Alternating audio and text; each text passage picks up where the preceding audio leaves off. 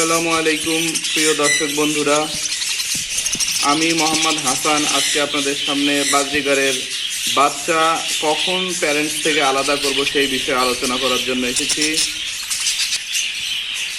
বাজরিগারের বাচ্চা মূল প্যারেন্টস থেকে আলাদা করা খুবই গুরুত্বপূর্ণ একটা বিষয়, এবং কোন সময়টা আলাদা করব, কোন সময় এবং তার পরিচর্যাটা কি, সেই বিষয়টা নিয়ে আমি আপনাদের সাথে আজকে আলোচনা করব।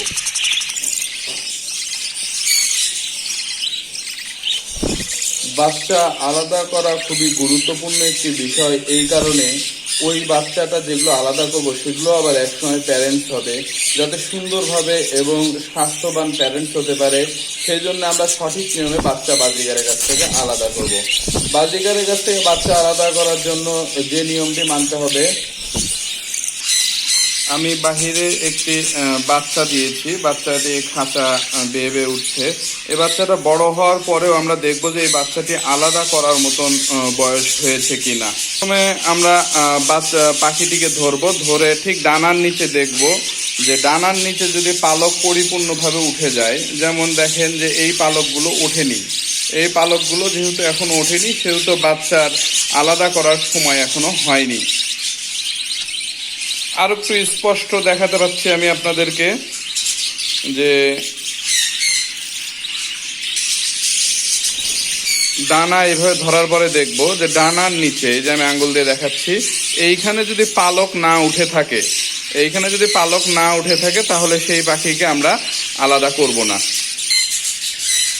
অনেক সময় দেখবেন বাচ্চা বড় হয়ে গেছে, তাও মার সাথে গিয়ে হাড়ির ভিতরে লুকিয়ে থাকে, কিন্তু লুকিয়ে থাকুক বা না থাকুক সেটা বিষয় না, আমরা দেখবো কি যে বাচ্চার ডানার নিচে পালক গজিয়েছে কিনা। যদি ডানার নিচে পালক গজিয়ে থাকে তাহলে আমরা বাচ্চা আলাদা করব, তার আগে কখনোই বাচ্চা আলাদা করব না। অনেকেই বলে থাকেন যে আমার বাচ্চা অল্প বয়সেই খাওয়া শিখে যায়। অল্প বয়সে বাচ্চা খাওয়া শিখলেও আমরা বাচ্চাকে আলাদা করব না। এই বাচ্চাগুলো আমরা গত 2 দিন হলো মূল হাড়ি থেকে নামিয়ে দিয়েছি নিচে। মূল হাড়ি থেকে নামিয়ে দেওয়ার কারণ হচ্ছে, এক নাম্বার গরম পড়েছে, আর জানেন যে গরমের সময় ব্রিডিং সিজন বন্ধ রাখতে হয়, এই কারণে আমরা মূলত মূল হাড়ি থেকে গত 2 দিন হলো নামিয়ে দিয়েছি। হাড়ি নামিয়ে যাওয়ার আরো একটা কারণ হচ্ছে যে হাড়ি না থাকলে পারে মূল প্যারেন্টস আবার ডিমে যাওয়ার প্রস্তুতি নেয় না, এদিকে ভালো হয়। হাড়ি থেকে নামিয়ে দিলে বাচ্চারা ভালো থাকে, নিজেরা খাওয়ার আগ্রহ সৃষ্টি করে।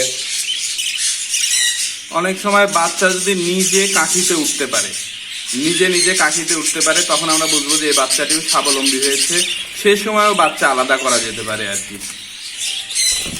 এবার বলবো বাচ্চা আলাদা করে আমাদের কিছু পরিচর্যার বিষয়। বাচ্চা আলাদা করে আমরা কিছু পরিচর্যা করব, সেটা নিয়ে আপনাদের সাথে আলোচনা করব। আমরা এবার দেখবো যে বাচ্চা কিভাবে আলাদা করে, আমরা এবার দেখবো বাচ্চা কিভাবে আলাদা করে তাকে এক্সট্রা পরিচর্যা করা হয়। এখানে আমরা দেখতেছেন যে এই গত 1 সপ্তাহে যতগুলো বাচ্চা কালেকশন করা হয়েছে সব বাচ্চা আমরা এখানে রেখেছি। বাচ্চা পরিচর্যা মানে বাচ্চা এক্সট্রা আলাদা করার পরে তাকে আমরা সফট ফুড দিয়ে রাখবো। ভুট্টা সেদ্ধ দিয়ে রাখতে পারি, সফট ফুড দিয়ে রাখতে পারি, গাজর সেদ্ধ, মিষ্টি কুমড়া সেদ্ধ, শাক সবজি বেশি হারে দিব।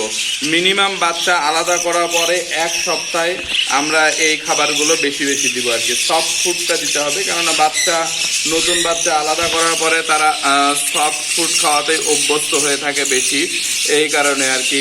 সফট ফুড, ভুট্টা সেদ্ধ দিতে পারি আমরা, শাক সবজি, কলমি শাক, পালং শাক ইত্যাদি শাকগুলো আমরা বেশি বেশি দিব। আমি একটি বাচ্চা ধরেছি, বাচ্চাটা আমি দেখাবো আপনাদেরকে। দেখেন এর পালক কষ্ট পাচ্ছে, ছেড়ে দিলাম। হ্যাঁ, আমি আর একটা বাচ্চা ধরেছি, দেখেন ডানার নিচে সব পালকগুলো উঠে গেছে। ডানার নিচে সব পালকগুলো উঠে গেছে, তখন আমরা এই বাচ্চাগুলোকে আলাদা করেছি। ডানার নিচে পালক উঠে গেলে বাচ্চা আলাদা করলে পারে বাচ্চাগুলো পরিপূর্ণ এবং স্বাস্থ্যবান বাচ্চা হয়। বাচ্চা স্টকে রেখে ভালো প্রজননক্ষম প্যারেন্টস তৈরি করতে হলে বাচ্চার পরিচর্যার বিকল্প নেই, কেননা আমাদের মাথায় রাখতে হবে বাজরিগা প্যারাকিট গোত্রের একটি পাখি। প্যারাকিট গোত্রের পাখিরা একটু সাইকোলজিক্যাল বার্ড, এরা সাইকোলজিতে বড় হয়। অনেক সময় অনেকে বলে থাকেন, আমাকে এর আগেও বলেছি, যে আমার বাচ্চা তো অল্প বয়সেই খাওয়া শিখে। অল্প বয়সে খাওয়া শিখলেও বাচ্চা টান দেওয়া ঠিক না, হ্যাঁ, এতে তার সাইকোলজিক্যাল হ্যাম্পার হয়। এটা আমাদেরকে মাথায় রাখতে হবে আর কি। সুস্থ থাকুক সকলের পাখি। ধন্যবাদ, সবাই ভালো থাকবেন। আল্লাহ হাফেজ।